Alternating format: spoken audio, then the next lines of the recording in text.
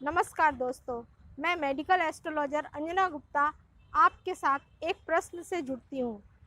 यह प्रश्न ऐसा है, कोई व्यक्ति सेवा के क्षेत्र में कैसे जुड़ता है। हम बात दोस्तों यहाँ पर ज्योतिष और डॉक्टर्स दोनों की कर रहे हैं। क्या डॉक्टर ज्योतिष नहीं हो सकता है, पर ज्योतिष क्या डॉक्टर के रूप में हो सकता है। अवश्य ही प्रकृति के विधान में कोई ऐसे योग होते हैं जिससे हम देख सकते हैं कि सामाजिक सेवा के कार्य में दोनों कैसे जुड़े हुए हैं।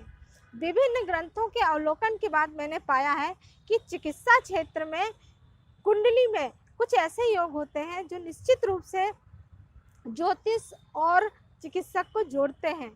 वैसे तो संपूर्ण जगत ही एक विशाल रंगमंच में है। प्रत्येक व्यक्ति एक कलाकार है। भूत, भविष्य, वर्तमान सब पूर्व से निर्धारित है दोस्तों।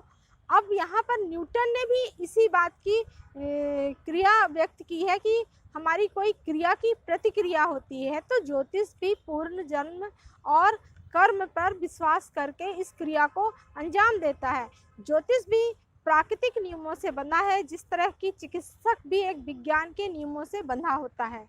खगोल शास्त्री, इतिहास, दर्शन, चिकित्सा आदि के साथ जुड़ा हुआ हम ज्योतिष को भी पाते हैं। विज्ञान की छलांग मात्र शरीर पर है और इस सूक्ष्मता की जानकारी के लिए उन्हें विभिन्न प्रकार के टेस्ट कराने पड़ते हैं। वहीं ज्योतिष सूक्ष्म पर पहले से ही कार्य कर रहा होता है और वो बहुत अंदर डीप में रिसर्च करके बताता है ग्रहों के द्वारा कि वह किस रोग से ग्रसित होगा और उसकी हीलिंग कैसे होगी।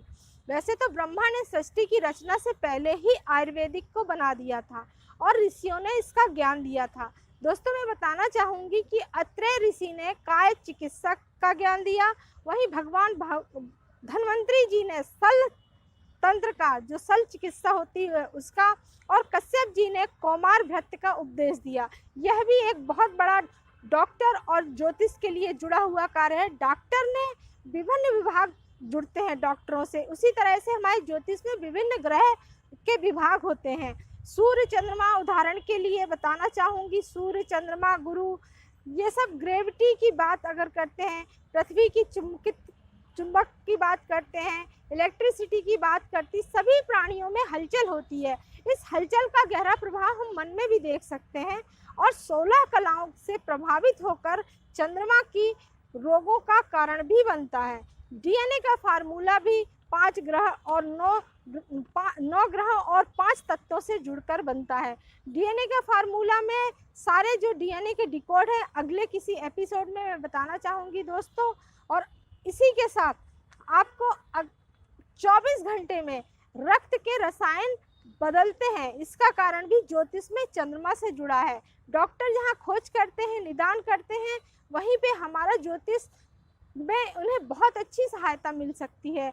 दवा की पेटेंसी जो होती है, पोटेंसी, वह दुष्प्रभाव किसी से छिपे नहीं है दोस्तों। जैसे कि सबको मालूम है एंटीबायोटिक हैं, कुछ एलर्जेटिक दवाइयाँ हैं, ये सब चीज़ें कहीं ना कहीं निगेटिव भी हैं।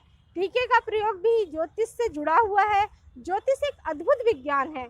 उचित रीति के प्रयोग में लाया जाए तो उत्तम स्वास्थ्य देता है, आयु बढ़ाता है, खर्च कम करता है और विभिन्न रोगों को देखकर वही ज्योतिष दूर से बैठकर पहले से उपचार प्रारंभ कर देता है और शुभ समय को जानकर हम इसमें बहुत सारे एफर्ट्स डाल सकते हैं।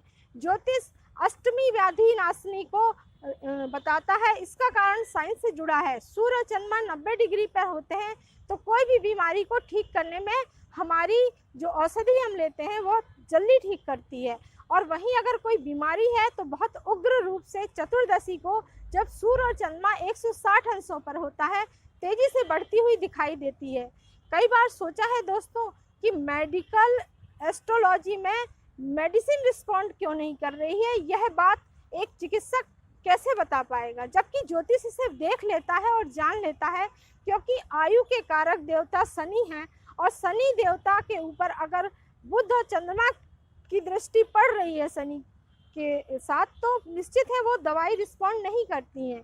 राहु जहाँ भ्रम देते हैं, रोग दशा अंतरदशा आने पर कई बार लोगों को लगता है कि गुरु की दशा में रोग आया, जबकि राहु की दशा में रोग आया हुआ होता है। वहीं राहु के मुख में अगर चंद्रमा है तो कोई भी औषधि हम देंगे तो उसके लिए विष के समान हो जाएगी। अगर वो कोई ऐसी दवाई लेता है निश्चित ही उसे मृत्यु के समीप तक ले जाती है। इसी तरह कई बार राहु और बुध का संबंध अगर देखा जाए, अगर आ रहा हो कुंडली में, तो निश्चित है डॉक्टर बदलने से भी दवाई रिस्पॉन्ड करती हैं। रोग की हिस्ट्री, षडबल, तत्व का से ज्ञान, ये सब चीज़ें हमें बहुत सारी चीज़ों में हम चिकित्सक की हेल्प कर सकते हैं और ज्योतिष इसमें बहुत कारगर है। दोस्तों, तो मैं बताना चाह रही थी जो मुख्य रूप से चिकित्सक और ज्योतिष में क्या संबंध जुड़ता है, बताती हूँ। पंचम भाव रिकवरी हीलिंग्स का होता है। कुंडली का चिकित्सक का भी पंचम भाव स्ट्रांग होना चाहिए, वही ज्योतिष का भी पंचम भाव स्ट्रांग होना चाहिए, तभी वो किसी की हेल्प कर सकता है। वहीं पे 12वां भाव हॉस्पिटल से जुड़ता है, और 12वां भाव जब होता है किसी चिकित्सक से जुड़ता है तो वो अच्छे से रिकवरी कर सकता है। और रोजगार का भाव 6वां है और कर्म का भाव 10वां है। तो हम डॉक्टर की कुंडली में इन भावों को स्ट्रांग पाते हैं। अगर हम यही ज्योतिष की कुंडली देखते हैं तो ज्योतिष की कुंडली में यहाँ अष्टम भाव और का बहुत इंपॉर्टेंट रोल होता है, अष्टम भाव भी जुड़ जाता है। तो दोस्तों, इस तरह से चिकित्सक और ज्योतिष दोनों में बहुत सिमिलरिटी है कुंडलियों में। इसकी आगे की चर्चा और आगे की जानकारी मैं अगले एपिसोड में देना चाहूँगी। और धन्यवाद दोस्तों, मेरे वीडियो को सब्सक्राइब करिए। नई जानकारी के साथ मैं आपको और कुछ भी ज्योतिष और चिकित्सा को जोड़कर बताना चाहूँगी। धन्यवाद दोस्तों।